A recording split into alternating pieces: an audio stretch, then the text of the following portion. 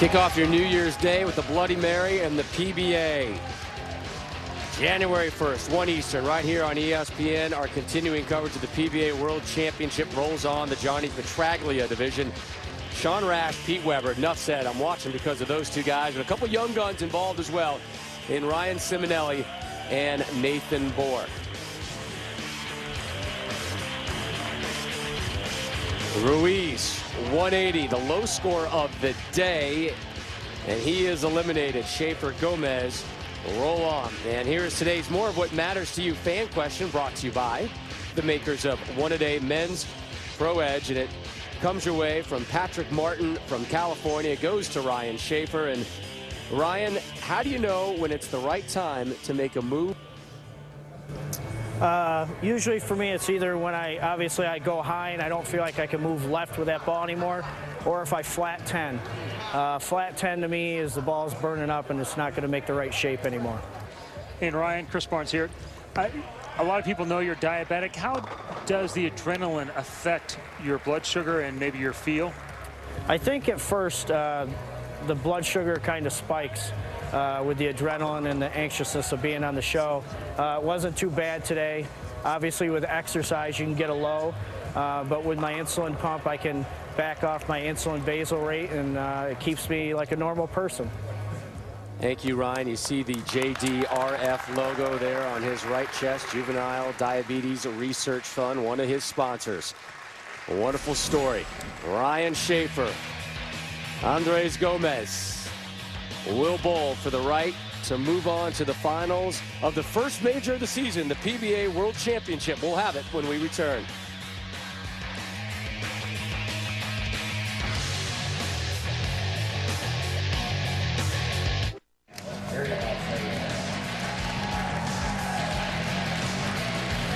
Rob Stone, Randy Peterson, Chris Barnes welcoming you back to match 3 here in the Hardwick division of the PBA World Championship.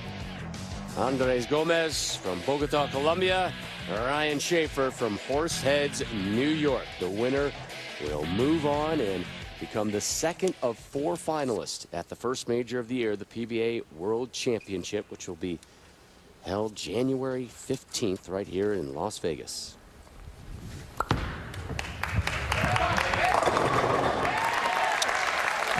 Chris, who do you like in this final match and why? I am going to stick with Andres Gomez, and I think he has the advantage. A little deeper on the lane. I think he's going to be able to create more room and more carry angle. After that strike by Gomez, you saw him kind of moonwalk back and stare down things. Looks like he may have a little question in his mind right here. Schaefer steps up on the right lane.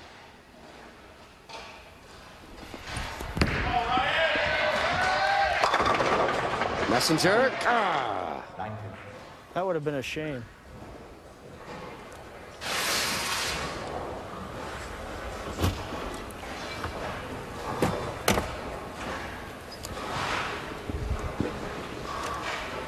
Ball goes right by the 9 pin. He was looking for the 4 to get nudged into it. Didn't happen for him, but single pin spare attempt nonetheless.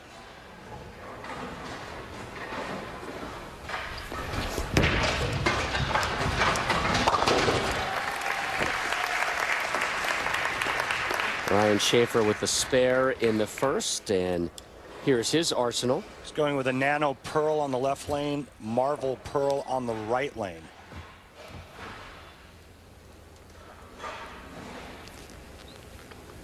Boy, that right hand is loaded up with tape and gloves. A lot of games bowled to get here. It is a grind.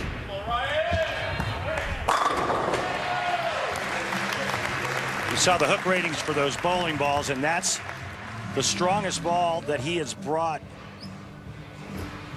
with him for this final match. The strongest ball, he's using it on the left lane. Chris, why? Well, because the left lane is tighter down lane. He needs that stronger ball. Ryan's little voodoo roll and a little bit of loft gets him through the front, which is troublesome for some of the players, including Ruiz. That stronger ball allows him to keep that speed up and still get through the pins. Gomez in the second.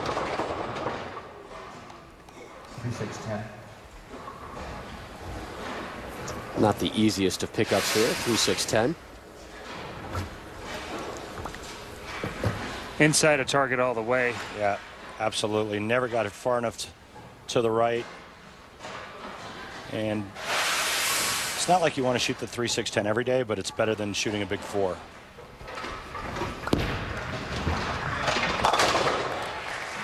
Perfectly executed. Yeah, and at this level, you have to be a good spare shooter.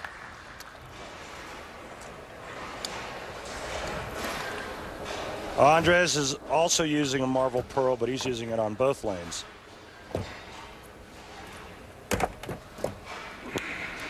And he's been staring down both of these lanes early on as well.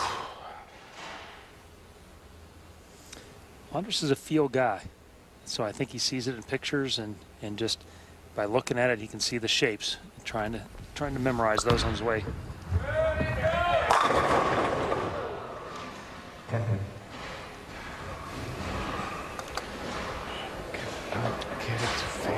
And you can see what Chris Barnes is talking about, how this lane is tight down the lane. Watch the ball come off the end of the pattern, and the move going left isn't strong enough to kick that 10-pin out.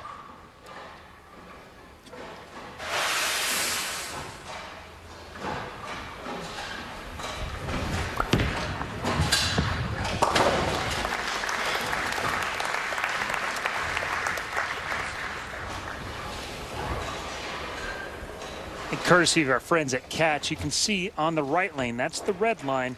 Ryan is playing that lane almost 5 boards drier, and with a ball that gets down the lane a little bit further. The black is the left lane, playing it much tighter, getting to the same break point, but getting there in a much different way.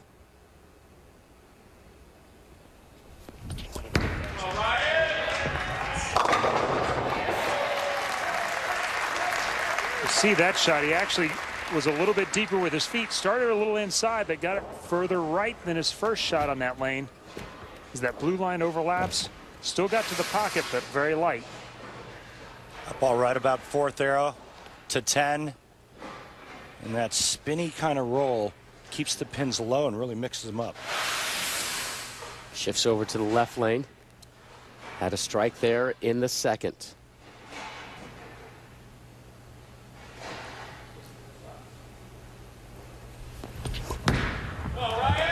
Come on. It's been pretty good on that lane, Rob.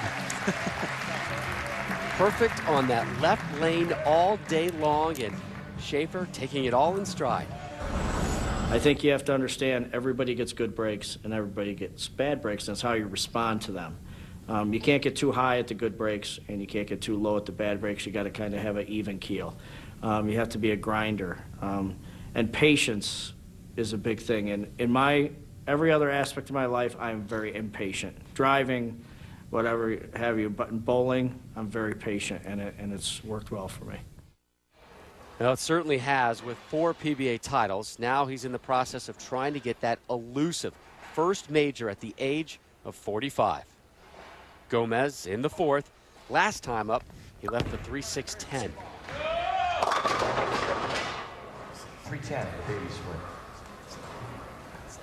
Chandra's really struggling on this right lane. Seen a lot more friction, and with Ryan playing at 5 deeper, it makes it more difficult for him to use the same ball on both lanes and get a consistent reaction. Well, that time he went to a different ball on the right lane, and that didn't work. And boy, at the start of this match, it looked like Andres had the right picture, and now all of a sudden we're both questioning what he's trying to do in terms of how he's attacking these 2 lanes in this final match. Strike, spare, open frame. He's locked and loaded at a 66, down 34 to Schaefer.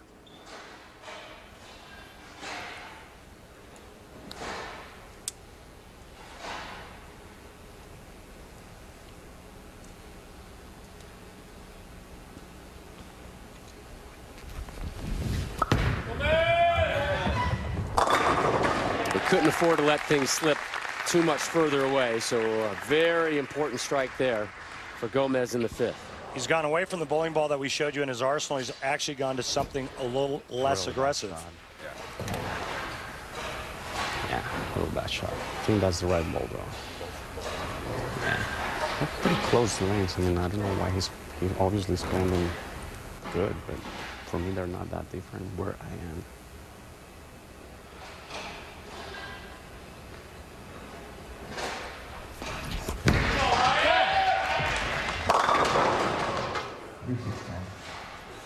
Don't try to make it hook, just let it go. A little early turn there, causing the ball to go left of target. Let's see if Ryan can convert the 3-6-10 and maintain a pretty nice lead. And he gets to go to the left lane when he's done.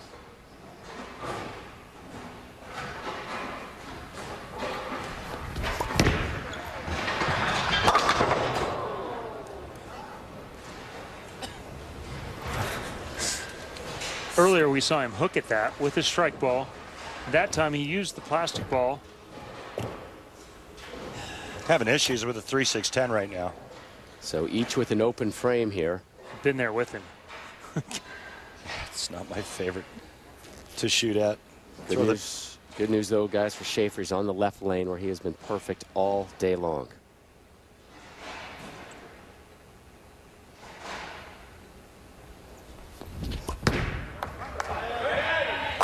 And it continues. Is that an Indy Verapapa 300 if you're 12 out of 12 on just one lane? No, but we should call it the Schaefer 300. Schaefer 300. Yeah. Well, Schaefer knows all about 300 games, guys. Let's flash back to this past summer at the Geico PBA team shootout. Had a 300 there, and then he and his teammate, Jason Belmonte, also dropped the perfect game in the doubles competition as well. Pretty good summer for Ryan. Be right. Be right. Strike number 3 for Gomez and a double there. The lead trimmed to 7 for Schaefer as Gomez's girlfriend and sister take in the action.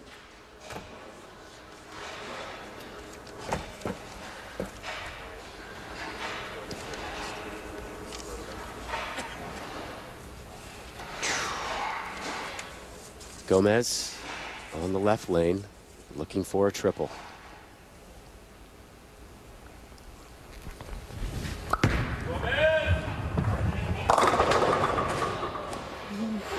He liked that shot a lot, too. Wow. That looked really good rhythm-wise, too. Never turned over down the lane. He ran this out and almost left the bucket. This is no bargain here.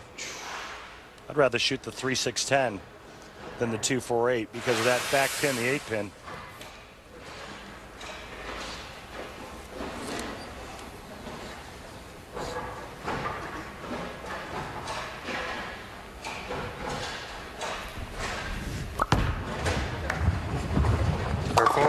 Got it. And that'll be your fast, safe pain relief replay brought to you by the makers of Bear Advanced Aspirin. Just barely enough to get that one to drop. What do you call that, Rob? Skinny jeans? Oh, man, I'm not even sure those are skinny jeans. He continues to discuss with his help. And here's Ryan Schaefer. The right lane has been his issue.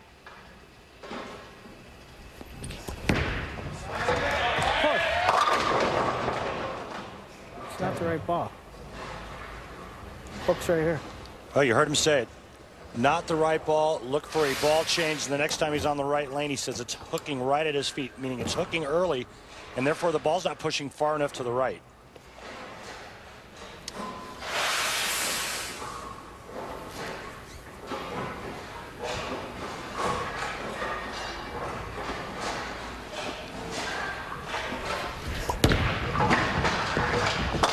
Pretty fortunate here to have a 3-frame stretch and still have the lead. Well, Ryan, you've dominated on that left lane, but what is going on in the right lane in your eyes right now? I don't think that lane likes me very much. We're going to have to do something in the 9th frame on it. Don't take it personally. We appreciate your time, Ryan.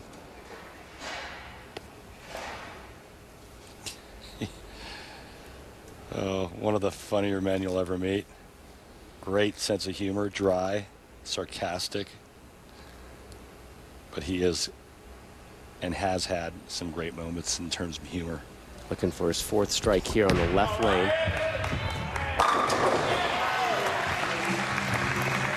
Closing in on the Ryan Schaefer 300 game on the left lane. He's really stayed about where he was even in game 1 on that left lane. Yeah. He'll stay real firm, throwing it right at the 3-pin, just tipping a little bit at the end. And he gets the finish on that lane.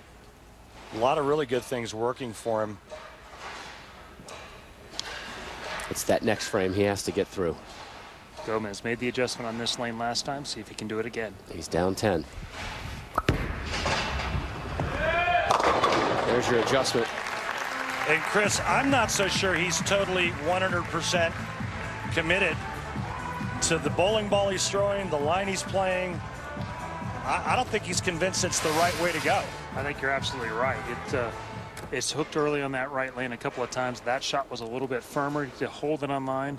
But if he gets firm on this lane, it's not going to make it. Remember the last time on this lane, he ran it out and left the 258.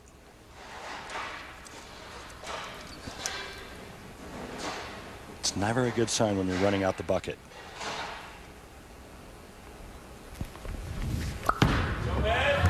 Caught that one. 4 pin. Good news for Andres. He doesn't have to bowl on the left lane again. Bad news, he's trailing by 10, and Schaefer's working on a strike in the 8th. Yeah, the bad news is if Schaefer figures out a way to turn that voodoo roll into a strike in the 9th, I don't think Andres is going to get to throw another shot to have a chance.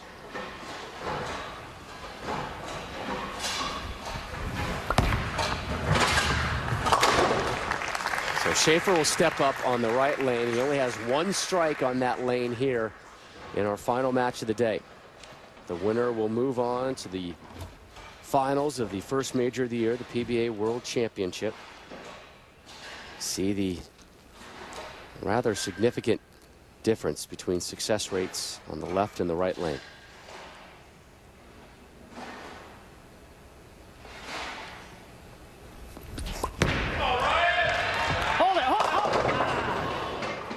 Man, threw that 6, good. 7, 10 split.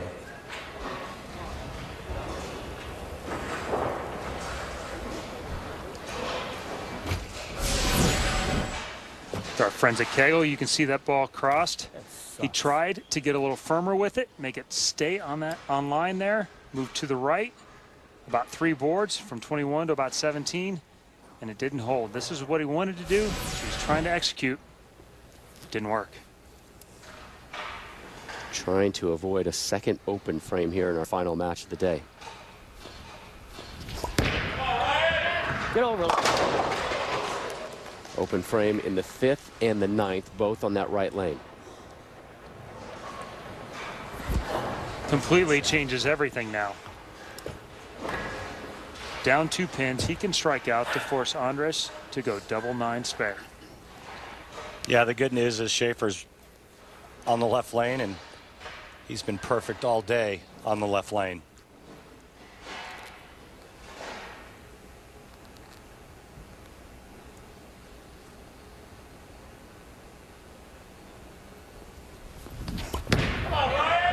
Worst shot of the year. Got away with it. Did he just say worst shot of the year? I think he did. And according to our friends at Kegel on the Cats data, it was about a board, almost a board and a half inside of the last shot. Worst shot of the year. I appreciate his honesty. Got away with the big one there in the 10th. Trying to tighten the pressure a little bit more on Gomez.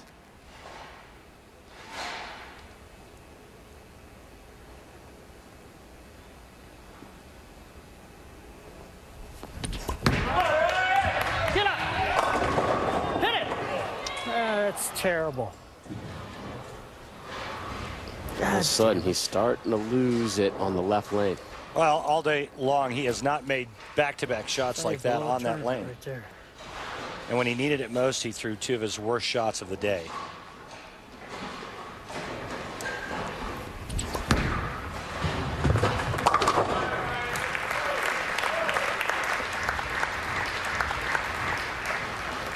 how you blow a tournament right there. Stupid man.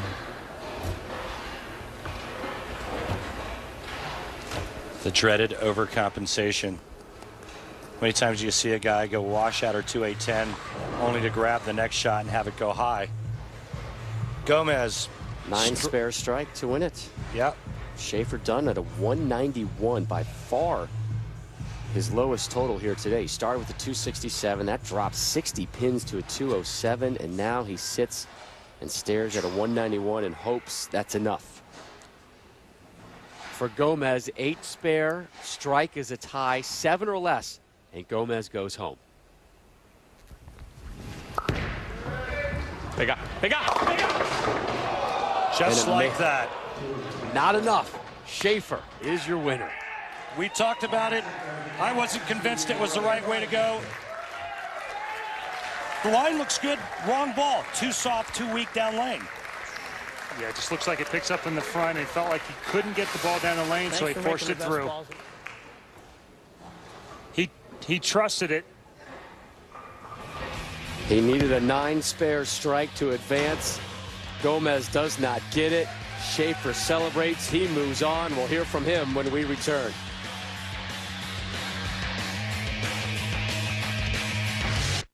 The PBA World Championship is brought to you by One A Day Men's Pro Edge, a multivitamin with more of what matters. By Spiriva Handy Hailer. And by Brunswick. Find your next ball at bowlwithbrunswick.com. Welcome back to Las Vegas. Our continuing coverage of the PBA World Championship. 2 of the 4 slots have been booked for the finals of the first major of the year, the PBA World Championship, as Ryan Schaefer has joined Osku Palermo. Here's how we got here, courtesy of the Geico Championship recap. Match number 1, Tom Smallwood in the 8. 194, not enough, gone. Match 2, Ildemaro Ruiz, the big 4 in the 4th, big problems, 180. Please exit the building. Match number 3, Ryan Schaefer all over the left lane all day long, continued his success. Gomez in the 10th, 9 spare, strike for the lead, didn't get it, reacts from Schaefer. Don't cheat me, he knows he moved on and he's standing by with Randy. Well, Ryan, it was certainly back and forth in that final match. After being perfect all day long in the left lane, you made 2 of the worst shots all day. I want to know what was going through your mind when you were sitting down watching Andres Gomez pull the 10th frame. Well, first of all, in the 9th frame, I switched balls again for the 4th time on that lane, and I threw that ball as good as I could throw it, and it went high and split. So I got up in the 10th, and for me, that lane hadn't changed all day. So you start thinking in your mind that it might change. So I chunked that shot and got away with it. The second shot, I just threw 100 miles an hour. And I was thinking that, just like usual, it would go my way. But Andres, Andres is a great bowler. The right lane was trouble for everybody, and he left a 2-8-10. He probably threw it good. I'm not going to say he didn't throw. I wasn't watching. But he probably threw it where he thought he needed to throw, and it just didn't react. And I usually don't get excited like that because I don't like to show up my opponent, but it meant a lot to me. Well, you've been so close so many times in majors. What would winning a major finally mean to you at this point in your career? I can retire in peace. I'm 45. It's getting kind of late. I know Mike Scroggins won one pretty old, and he's my inspiration for that. Thanks, Ryan. You can hear the emotion in Schaefer's voice. He has moved on, and he has a chance finally for that elusive major. Who will join him? Rash, Weber, Simonelli, Bohr. Find out on New Year's Day, 1 Eastern, right here on ESPN. A 191. It wasn't the prettiest of scores today, but it was enough in the final match, and Schaefer moves on to the Final 4 of the PBA World Championship. For Chris and Randy, I'm Rob.